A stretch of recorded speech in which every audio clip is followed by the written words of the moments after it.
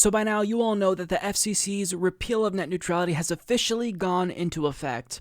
Now, to talk about what this means for the American people, Ajit Pai went on Fox News, which is basically state media at this point, and he proceeded to gaslight viewers and actually hilariously claimed that what he did in repealing net neutrality is good for individuals that support a free and open internet because he himself supports a free and open internet.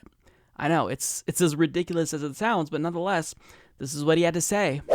A turning point today in the years-long battle over net neutrality. The Federal Communications Commission officially ending the Obama-era regulations that treated private internet service providers like public utilities. The FCC's Restoring Internet Freedom Order taking effect today. And joining me now in studio is FCC Chairman Ajit Pai. I'm so glad to have you here because I've admired you for so long about many things.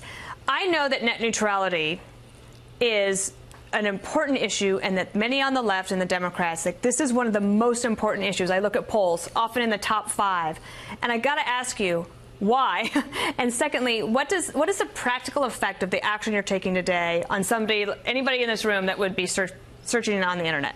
Well, the bottom line for consumers going forward is that the internet is going to be better than ever. We're going to see better, faster, cheaper internet access for people who are too long have been on the wrong side of the digital divide. We're going to see new applications and services go forward to benefit consumers. So I think a lot of the fears that politicians and activists have been putting out there are going to be proven to be misinformed. Now, the Senate did actually pass this with some help from 3 Republicans. Take a listen. Oh, I'm sorry. I'm going to read it to you. Chuck Schumer, the Senate minority leader, wrote this. It's now as clear as day to every American that with the exception of 3 Republicans in the Senate, the Republican representatives in the Congress chose to protect special interests and their biggest corporates over middle-class families, average consumers, entrepreneurs, and anyone who relies on the free and open internet. Every Republican who opposed this vote will own any and all of the damaging consequences of the FCC's horribly misguided decision. You know, it's interesting. The Democrats had said also, lots of things. Like when President Trump became president, then the economy was going to collapse. That's clearly not happened. When it comes to something like net neutrality, is Senator Schumer sort of, Chicken Little? I do think that some of the politicization of this issue, the proclamations of fear and doom, are unfortunate because it obscures the real common ground here. I believe in a free and open internet. I think most people do. And going forward, these regulations, which are the same regulations we had for 20 years, starting with the Clinton administration, are going to serve consumers very well. And so I would hope that reasonable people would put aside the political rhetoric, the grandstanding, the fear-mongering, and look at the facts. The facts are pretty boring in some cases, but ultimately it's going to be better for the internet economy. Now, before we address the substance, not that there was much substance there, but before we get to what Ajit Pai said, I do want to address the host, Dana Perina, because, that is essentially propaganda 101 right there, what she did.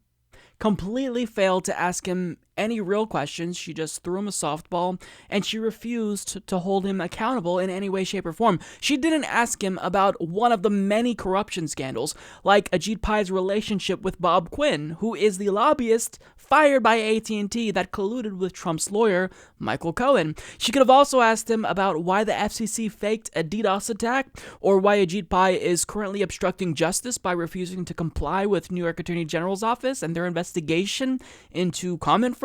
She could have asked why Ajit Pai hasn't resigned due to the numerous corruption allegations lobbed against him, or she could have asked why he's so shamelessly corrupt that even his own agency is investigating him. Nope, she brought up none of that. Now, after they went on to talk about some other unrelated issues, she ended the interview by complimenting him. Well, you are a cheerful, happy warrior and a really committed public servant. We appreciate you being here today. So that has to be the most disingenuous thing I've heard anyone in cable news say in a really long time. She actually said with a straight face that Ajit Pai is, quote, a committed public servant. Really, Dana? Do you know anything about Ajit Pai at all? Anything? He's the exact opposite of a public servant. To call him a public servant would imply that he's serving the people. But he's doing the opposite of that. He just ignored 20 million comments submitted to the FCC telling him to leave the internet alone. He just gave the middle finger to the overwhelming majority of Democrats and Republicans, all Americans, who support net neutrality by repealing it. So to say that he's a committed public servant is so laughable, it's absurd. And Dana, you are nothing more than a propagandist, so you should be 100% ashamed of yourself. I mean, you got into journalism presumably because you cared, right? So why on earth would you prop up a liar and a corrupt corporate shill like Ajit Pai when it makes you look like a fool because the overwhelming majority of people know he's full of shit? Why would you do that? It's because that corporate cash you're taking from your employer at Fox News probably told you to do that. So, I mean, I shouldn't be mad at Dana. She's nothing more than a puppet. But let's get to what Ajit Pai said, because he's pretending to advocate for what we all care about, which is bullshit. He states the internet is going to be better than ever. We'll see better, faster, cheaper internet access. So I think a lot of the fears that politicians and activists have been putting out there are going to be proven to be misinformed. So he's literally arguing that the internet will be better than ever by allowing internet service providers to block and throttle their competitors. That's going to make the internet better than ever and cheaper than ever.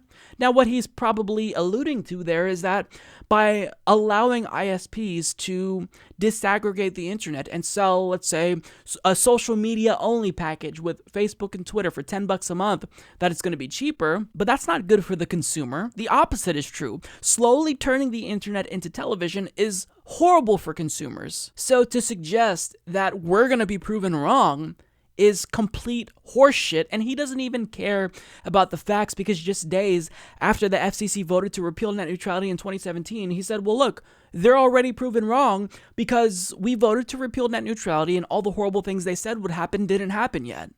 Now, he knew, being the FCC chairman, that the repeal order wouldn't go into effect for months, but he said that anyway.